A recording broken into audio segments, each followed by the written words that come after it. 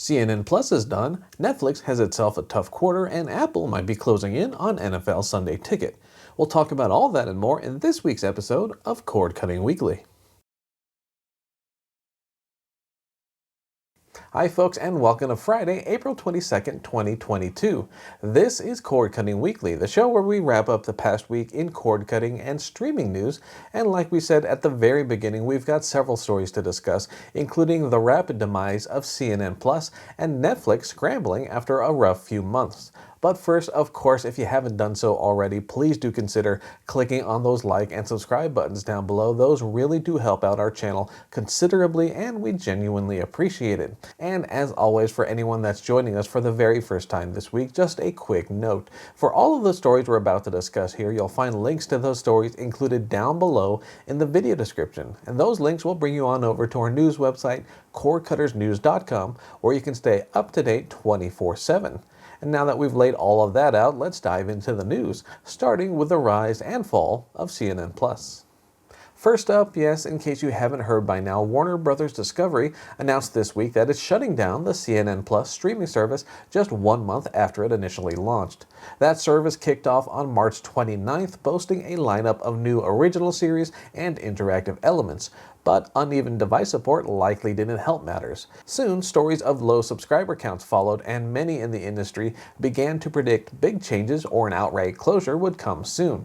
And it definitely was soon. CNN Plus is closing really less than a month after that initial launch. Of course, with parent company Warner Bros. Discovery just recently completing its merger, it's possible this won't be the last time the CNN brand attempts some sort of premium content. For now, though, we can add CNN Plus to the list of streaming services that have shuttered in recent years. Next up, it was a rough first quarter of the year for streaming giant Netflix. The company announced its first quarter earnings this week and shared that it lost some 200,000 subscribers during the first 3 months of the year. The company pointed to a few factors that it said are contributing to the slowing growth. For one, Netflix says password sharing, where subscribers share their account login info with other people, has grown to more than 100 million households, which it says is hampering the increase in new paying customers. Elsewhere, the decline in subscriber and revenue growth is being pinned on a natural dip following the pandemic surge of 2020 and 2021. And yes, the company did raise prices on all its plans recently, which likely also had an effect.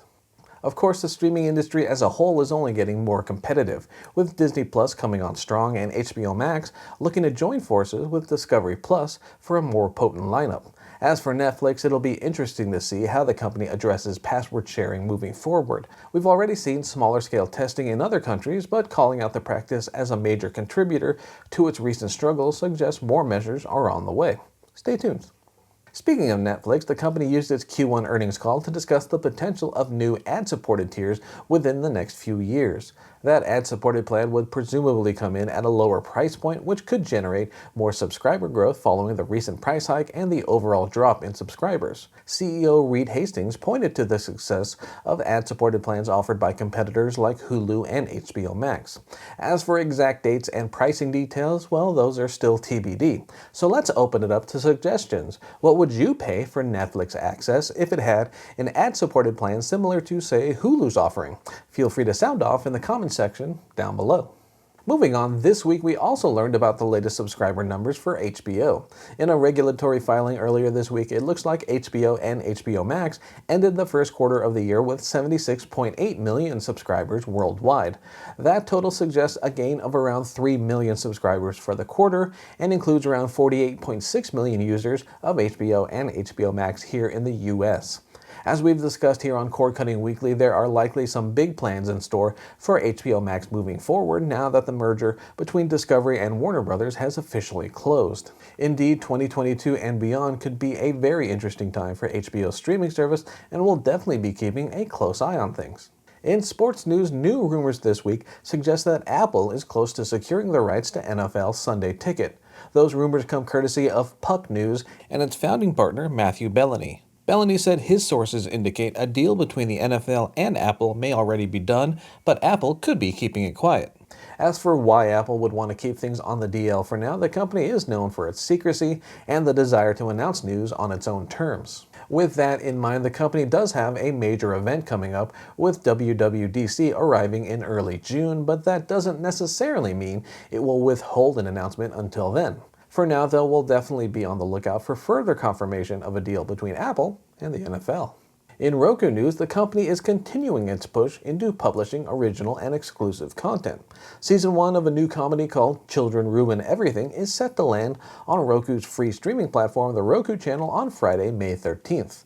The half-hour comedy is the latest addition to what the company is calling Roku Originals, and it's already been renewed for a follow-up season, with production set to begin this spring. And of course, you can find out more details in our full post linked down below in the video description. Last but not least, this week, Frndly TV announced some new additions to its channel lineup. This week, the family-friendly live TV streaming service added a trio of networks: Decades, Heroes and Icons, and Start TV. Those new additions are part of an agreement Frndly TV announced back in late March with Weigel Broadcasting. If you're keeping track, Frndly TV now offers 36 channels for $6.99 per month, and you can find out more about the new offerings in our full post linked down below. And so there you go. Those were some of the top headlines from the past week, and like we always say, thank you all for watching. And before we sign off today, just a quick programming note.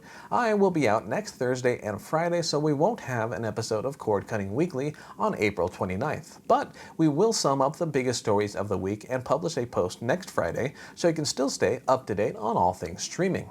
And again, please do consider clicking on those like and subscribe buttons down below. They are a tremendous help to our channel, and they help signal to YouTube that it should keep recommending our content to more and more viewers. For now, though, I thank you all again for tuning in this week. My name is Philip Palermo, and I hope you all have a safe and enjoyable weekend. Take care.